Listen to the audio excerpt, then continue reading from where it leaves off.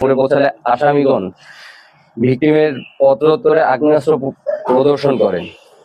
প্রদর্শন করে জোরপূর্বক তাকে সিএনজিতে তুলে নিয়ে যায়। তারপর ভিকটিমকে কুপিয়ে এবং গুলি করে হত্যা করে হাত পা বাঁধা অবস্থায় রাস্তার পাশে ফেলে যায়।